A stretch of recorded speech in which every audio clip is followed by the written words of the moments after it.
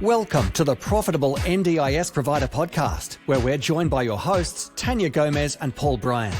In each episode, we'll be sharing valuable insights and tips to help you turn your NDIS business into a profitable venture. So whether you're just starting out or looking to take your business to the next level, you've come to the right place. Let's stop surviving and start thriving.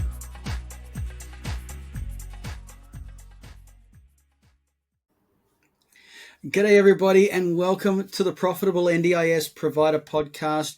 My name is Paul and I'm joined with my amazing co-host Tanya. Tanya, how you doing today? I'm wonderful, Paul. It's wonderful to see you again and wonderful to be joined by the wonderful Monique from Diversity Models. Hi Monique and welcome. Hi Tanya, hi Paul. Thank you very much for having me today. Yeah, so good to have you. Now, in case there is someone in the NDIS world who doesn't know you, because I think everybody knows you at this point, but in case there is someone who's been living under a rock, do you want to give us a little bit of an introduction to you and to Diversity Models? Sure. Thank you, Tanya. Hi, everyone. Hi, Australia. Hello to the NDIS sector. Yes, so I'm Monique Jeremiah, the Director of Diversity Models. So we are the very first modelling agency in Australia that became an NDIS registered provider, and we specialise in disability models. So yes, we're fairly well known around Australia across every state because we make it a point. We believe that if us as an agency are seen, then our models are seen, and that's how we break the industry. Wonderful. I love that. So tell me about your inspiration for the agency. So what inspired you to start a modelling agency focused on disability representation? And how did you identify the need for more inclusive industry? Absolutely. So originally, Diversity Models was started in the middle of COVID, and it was actually commenced as a mainstream modelling agency. So we initially had just multicultural models, curve models, mature age models. However, one day a photographer approached us and asked us if we had disability models, and suddenly the light bulb came to me, and I realised that we had no one on our books, and I realised if our company was called Diversity Models, we had to open up the pathway. So that's how the idea came about. And from that split question, we went down the path of registration all the way and haven't held back. And so I would say probably about 80% of our models now are with a disability, either visible or invisible disabilities. And I absolutely love it because it's now become a real passion company. That's really cool. Look, I've had the opportunity to see a bit behind the scenes and how you guys are doing such great work, and you're getting people out there who wouldn't normally have had the opportunity to be out there. But what you've done is created a really clear representation of people with disabilities in modeling and media. Could you give us a bit of an idea why you believe that representation of people with disabilities is so important, not just for themselves, but for society at large? I think it's essential because, disabilities is a growing area of society. I mean, how many people right now are on NDIS? So last time I heard it was around 660,000 people also, and that number is growing. And so I realised, as an entrepreneur and innovator that the representation had to exist because it didn't. Because speaking to a lot of our clients, every one of them went to other agencies before they found us, and they were all knocked back because no modelling agency previously wanted to deal with people with disabilities. They thought it's in a too hard basket. And you would see probably from the last, well, before diversity models was actually accomplished, you only saw maybe one or two people with, say, Down syndrome, for example, in marketing campaigns, and that was it. There was really no interest in all representations of disabilities. So I guess we are the pioneers because we realised that disability comes in all forms. People are born with disabilities, they acquire disabilities, and it has to match what's happening in society. So we're an evolving business, and we respond to, I guess, what our clients are asking for, and also listening to models too, and listening to participants in the industry and saying, we weren't represented. And obviously that's also spun into our fashion brand that's been developed literally overnight as a response. So it's needed that people not only in the disability sector need to be aware of what that there is a need to represent more of them in normal society, but society as a whole needs to see that disabilities is such a common aspect of our people now. And tell us a little bit about your fashion label. So tell us about, I believe it's Adaptable Fashion. Yeah. So actually, we literally launched it last week at the Melbourne Disability Connections Expo, run by Developing Australian Communities. So this was literally an overnight achievement, I guess, where we did the catwalk. We put 12 of our models, most from Melbourne and some from Queensland that flew in. And they were wearing our fashion brand that was all inclusive. So the fashion was tailor made to match their bodies, and it was a success. The models thrived in Moncherie Design is the brand, and now I'm starting the next collection because originally what happened is we were meant to do the Perth Disability Connections Expo, but no designers stepped up because no one wanted to be involved. And then we came on board for the Melbourne one, and the same thing happened. Designers weren't interested in taking on people with disabilities for their fashion. So I made the overnight decision and said, we're doing this, and literally became an overnight designer. And the photos and the show was a success. So this is how we respond. Yeah, really incredible experience. And it's perfect because now we can develop the fashion, body by body, and, work out what matches, for example, someone in a wheelchair versus someone that can walk but has a different kind of disability. So it's a bit of a niche market again, but we've opened a can of worms, just like diversity models open a can of worms in the modelling industry. Yeah. I was at Big W yesterday getting some Halloween things for my children, and I noticed that actually up on the wall there was actually quite a few models who had prosthetic legs and had variety of body shapes, and I've noticed that actually more and more models are becoming more like everyday people. There is a much I notice the size of women has dramatically changed as well, which is all part of it. I Yes. wonder, do you like how do these things happen over time, and where do you think this will end up? Are you hoping that every advertising campaign will include a whole mix of people? Is that the outcome of what you're trying to achieve? Yes, absolutely. That's my long-term vision to, I guess, impact as many people as I can through leading the pathway. So if we lead by example, then businesses will come on board.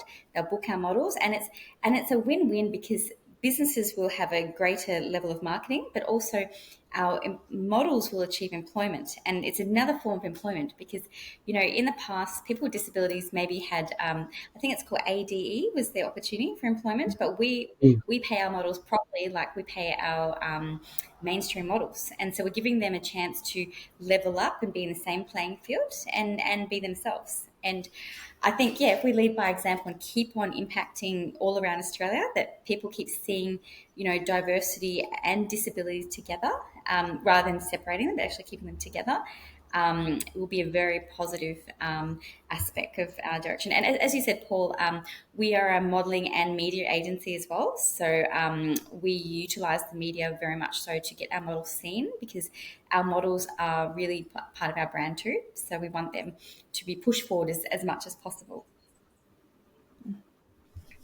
Yeah, that's brilliant. Look, one thing I've definitely seen that you do, Monique, is championing people. Like they're not just there for a job. The amount of time and effort you put into the people that you're working with, and then, as you say, like using the media to get out in front of people, you're championing these people to be able to be seen, be heard, and be a model in this space, which I think is really brilliant.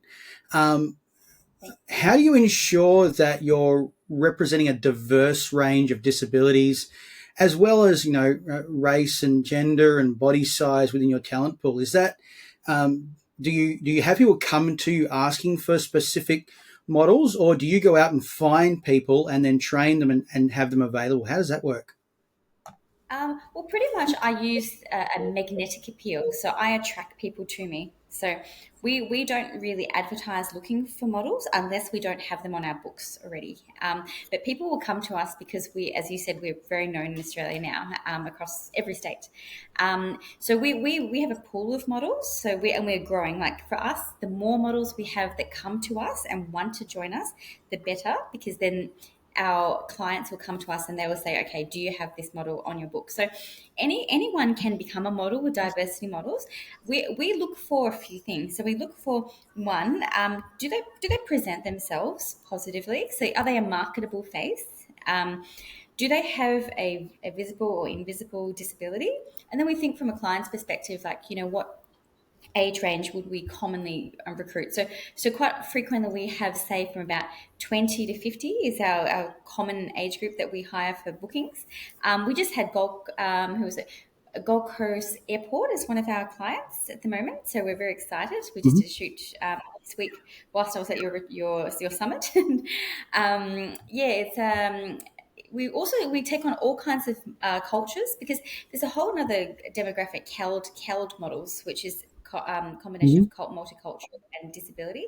So we have that demographic. In terms of size, I mean, we promote healthy models. So we don't really want to take on really obese models, because we need to promote a healthy image, because it's just how we work. And ideally, we look for models that, and I'm going to say it with respect, male or female, because we have to have our agency is based on traditional values. So we specifically recruit for models that look physically like male and look physically like female, because because this is what's sellable to our clients. In every sense, our clients are family friendly as well, so that's why we have to be very specific. Not that we like discriminating against transgender. We respect this, but we just recommend that they go to a different agency because that's their specialty. So we focus on like typical family values, multicultural, healthy body image, and disabilities of all kind. So I say with a lot of diplomacy, because obviously don't want to offend anyone, but we are very open-minded, and we do welcome diversity quite extensively. And mature age is another area that we focus on too, and it's gone down very well. So yes, so disability is one of 4 pillars that we focus on: multicultural, mature age, curve, and disability. Beautiful.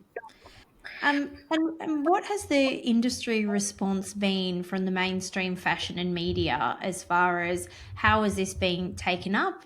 Are there people who don't like what you're trying to achieve? Have you had any pushback about it, or have you just seen the positives of most people embracing the concept of truly inclusive modelling? I would say that the media has taken it up very well, because we've been in the media quite a lot since diversity models were started, because it didn't exist. The word diversity was not really used much until I literally brought it to the surface. So I basically had to start something that didn't exist whatsoever. In terms of the modelling industry, some of them have been trying to copy us already, because they've seen a bit of a trend, and I'm totally aware of that. And I just sit back and, as I said to Paul the other day, I put my blinkers on, and we run our own path. In terms of fashion designers, I still think that there is many that are not embracing disabilities, and this was obviously, as I mentioned before, seen in the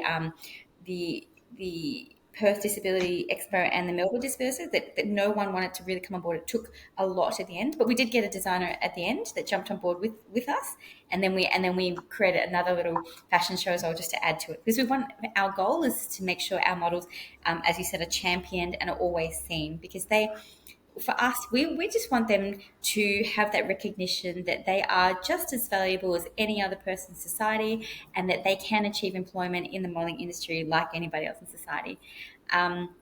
I mean, for me, in my younger days, I struggled to get into modelling, because I'm not tall, skinny, blonde. I'm very much everything else, and I'm very short. so I realised, if I can break in as a diverse model in my own way, the pathway can be set for disabilities, and it sure has. And as a whole, it has been embraced. Everybody loves diversity models. It's just a matter of educating people that disabilities exist, and disability is important for representation, and diversity is a good thing in business. Wonderful. And what's next for you? You obviously have lots of things going on. What are your goals for next year, and where do you hope to see the business in the future?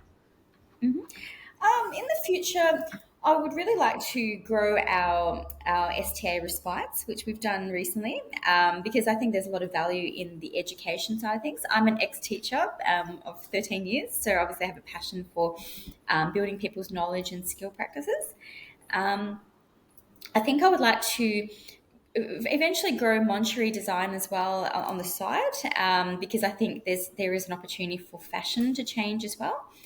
In terms of our models, more than anything, I would like to grow our number of models that are with our agency, because for me, the more models I have ready to go, the more I can put them into employment. And my other passion, besides being a teacher, was actually running a recruitment agency. So I've had a recruitment agency and still have it for the last 14 years. And that specialises in putting people into nursing employment and NDIS simple employment. So so it's kind of a dual journey, which I'm hoping, and to keep on growing around everywhere I can possibly grow the agency across Australia is the realistic goal. And so Fantastic. tell us more about your respite services and what you do there. So I know a little bit about what you've shared with me, but tell us, for everyone else listening, how you do respite, how you include the beauty side of things, or the modeling side of things, and how that kind of fits together with the other businesses that you have. Absolutely. So our respite STA falls under Diversity Models Academy. So still using the Diversity Models branding, but Academy for educational purpose. So we currently run them in Byron Bay and soon Gold Coast, and we will be doing eventually the whole East Coast Australia because it's easier to get to. The respite has a few different levels. So we have our entry level one, which is for people who have literally just joined the modelling industry. So we teach them all the basics of, catwalk, makeup application, skincare application, dressing, styling, and just basic skills to ensure that they're ready to go as a model. Because it's important as a model to have pride in your appearance, to be able to show up to clients, because we don't do auditions or anything like that. Literally, once we book our models, you're in there with the client and you're on a working job.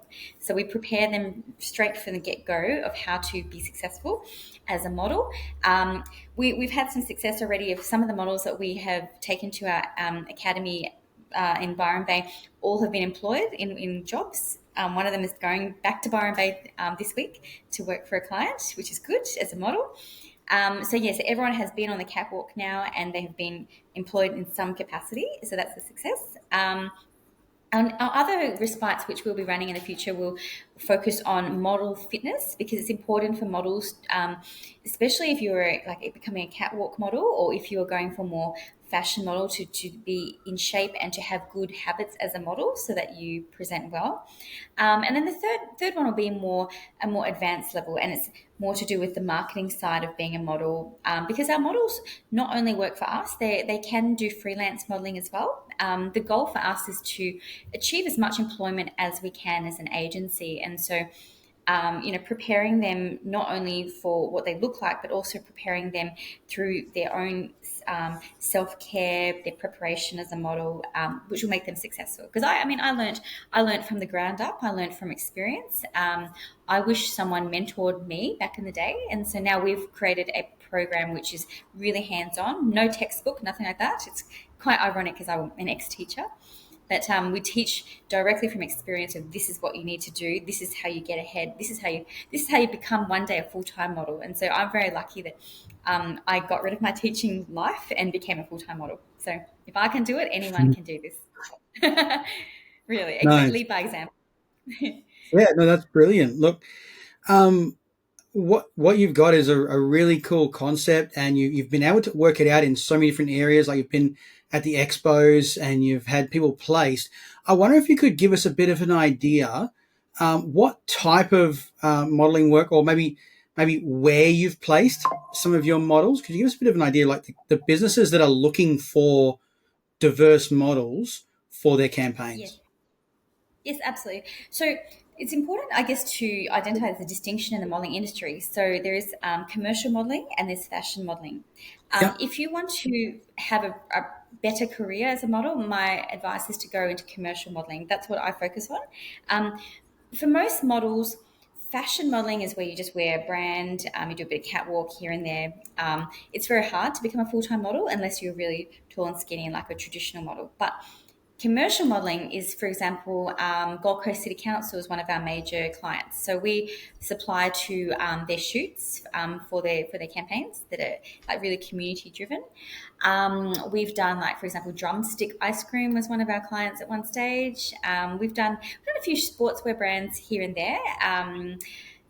Recently, we did do in the fashion modelling industry side of things. We did Tactical Ability, which is in the disability sector, and that was a really successful shoot. Chris Condon started the brand, and it's been great. So thank you, Chris. But I would say commercial modelling is where it's at for disability models, because commercial modelling is where you're seen in like social media, websites, print marketing, all the businessy kind of businesses, rather than the creative fashion side of things. But of course, Moncherie Design will employ models from disabilities because it's a disability focused brand. Like that's the core and the inspiration of where it was actually started. To give you an idea too, Moncherie Design did exist before in middle of COVID, but as a waist training company. So we used to do like corsets for curves. Yes. So it was always around. Yeah, it was always around, improving women's confidence, because I'm really an advocate for building confidence. So it was put aside because obviously when COVID shut down, people went back to work and they started exercising. So I've brought it back to life, but reinvented it, because I think, as an entrepreneur, you have to keep on reinventing, keep on evolving, and keep innovating. So Moncherie Design, the branding is there, but it's just the direction of who it can go with and grow with is now the disability sector and inclusive fashion. So yes, so I'm excited. What is getting hired and even just going through the process of learning how to model do for someone's confidence who has a disability and may have not thought that this type of thing was available to them? Oh, absolutely. So as I mentioned before, every one of our models was rejected by other modelling agencies, including myself. I mean, I was rejected by literally every single modelling agency in Australia because I wasn't considered good enough to be a model. And, I went from 0 bookings to full-time work as a model and getting rid of my teaching career because I was that persistent. For models, it's for budding new models, it's basically their chance to build their confidence from the ground up and to get them out of their comfort zone and think that they can't do it, and actually make them grow as a person inside, but also gives them professional confidence as well, because they start to see themselves in a new light. So when models come to us, we will put them into photo shoots straight away, and we just see how they work. We literally throw them in the deep end, but we are there to help them and guide them and pose them and beautify them, because we want them to see themselves not just with someone with a disability, but we want them to see them as a person who is valued in society and beautiful in their own way. And I guess that's how we've separated ourselves from other modelling agencies, because at Diversity Models there is no pressure. There's no pressure whatsoever, because we don't want people to feel that way. And the modelling industry itself is quite cutthroat. You hear about it all the time. Girls, becoming anorexic or bulimic because they've been pressured to have a certain body shape or body weight, or they have to have strict diets. We don't pressure our models at all. We say to them, just be happy. Be yourself, be happy. Sell happiness. I always say that to them on shoots when they come. As soon as they walk in the door, I say, sell happiness, and that's because our clients want that. And that's part of the confidence building process that we go through. Yeah, it's fantastic. I love how you've managed to really capture a market there, be able to take people through that process of saying that this is an option that's available for you, and then give them the training to be able to skill up.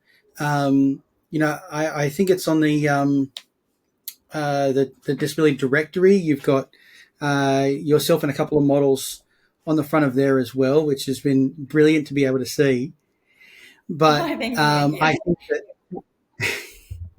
even as we talk about like marketing your business as a provider, like just having the ability to not just have stock images either. Is this something that businesses could come to you, like in providers could come to you and say, we need models for our website to be able to do that sort Yes. of thing? Yes, absolutely. And the thing is that, so Diversity Models is the main business. So that's the modeling agency where people come on board as talent. But we have another branch of business, which is Diversity Productions. And this is the one where we actually do the photography and videography for businesses that need models and non-stock photography for their clinical businesses. So Diversity Productions hires models from Diversity Models, puts them into jobs, and then we hire the creatives to actually work in that and produce the product. So it's almost an all-in-one business of three brands. So Diversity Models, Diversity Productions, and Diversity Models Academy all together. Because I love that Great. word diversity. So, and Monterey Design is just the cherry on the top, to add a little bit Very of nice. option. So yeah, I love it. I love it. It's Great. really fun. Look, if someone's heard about what you do here and they're interested to find more, maybe they're a person with a disability looking to see what their horizons could look like, or a business going, I need to find some models for our next shoots or something like that. How do people get in contact with you? The best bet would be to go on our website and just have a read, see what we do. So www.diversitymodels.com.au. It would also be good for them to go onto our Facebook page and see what we do, see our talent. Because one thing we do well, I believe, as a company is we continuously push our models into the spotlight. So we make sure they're seen. We capture every experience we possibly can. As long as there's no NDA, which is called non-disclosure agreement, as long as that's not put on us, we will market the heck out of our models, because that's also another point of difference between us and other agencies. Is other agencies normally they recruit models and they leave them on the shelves, and models don't get booked. But for us, if people see who we have in our books, they see them proactive, see them, constantly upskilling, constantly working together, because our models.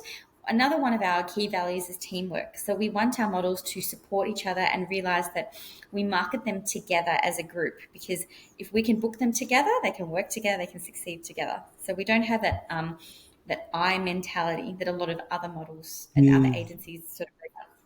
And I make that very clear in as I mentioned to you the other day, Paul, about there's no egos in our agency, because I have a real zero ego policy. So I would rather someone that comes to our agency that's a clean slate, never done modeling before, that we can actually grow and nurture and, I guess, give them that chance to build their social relationships in the agency, because then they will succeed and they will support each other, and that's really, really important to me. So part of our STA Respite is really building that social network, that social inclusion of our models together, because we don't want models to be catty to each other. We want them to be friends, and we want them to work together, be seen together, and really love being a model as much as I love modeling. That's Wonderful. really cool. Thank you. I speak from the heart, as you can see, all the time, all the time. I think we've covered lots of really important topics today. Monique, was there anything else that we didn't cover that you think it's important for us to talk about as far as representation matters and what you're trying to achieve? I think it's important for people to realise that not all disabilities is visible, because I've come across many different types of disabilities now, and I think it's important for businesses to be aware of that, but also to be, I guess, more compassionate about people with disabilities in all areas, to not judge them, to be a bit more accommodating, and to, I guess, be kind to everyone you work with, not only with a disability but without disabilities too, because I've taken a step to start this agency and break the modelling industry, which once upon a time did not welcome people with disabilities. And I've started the agency because I really believe that diversity is what will set a company apart in the long term. And for me, started, 3 key different brands, the diversity brands, as diversification of business models. But yeah, I think people just need to be more open-minded and realize that your competitive advantage is all about your people and how you promote your organization as a whole, that you're actually welcoming and really genuinely inclusive. So, yeah, I'm thankful that I have this business. I think this is my, I'm 38 now, and I've reached my passion business now. Like that's what drives me as well as an entrepreneur, to keep on innovating, keep on growing, take the business as far as I can take them. So there's no, you met me in the early days, but it would definitely grow. Diversity Models has no investors, no backers yet. It's literally from the ground up as well. So it's a business that came just from an idea and grew. And thank you for the opportunity to actually be on your channel too, because I'm really excited to, I guess, keep on talking and sharing about what I love so much. Wonderful. It's been really great to chat to you and to learn more about what drives you and your various different businesses within the space. Thank you so much for joining us, and we'll direct everyone over to the website if they want to learn more about you. Paul, thank you so much for joining me today as well. And I think next week we're going to be joined by Chris Lapa talking about profitable marketing hacks, which I'm really excited about also. Awesome. Thank you so much for today. I appreciate it, Paul and Tanya, and well done on your podcast. I'm a huge fan of your podcast, I have to say. As I said to you, I used to watch you before I got into the disability sector, so well done. Oh, thank you. We're glad we can help. You impacted me. Helping where we can. Yes, Thanks everyone for joining us today, and we'll look forward to catching up with you all again soon. Bye for now. See you later. Bye. Thanks for tuning in to another episode of the Profitable NDIS Provider Podcast with Tanya Gomez and Paul Bryan. We hope you found today's episode informative and valuable. If you enjoyed the show, please don't forget to subscribe, leave us a rating, and share it with others who could benefit from our insights. Until next time, keep thriving.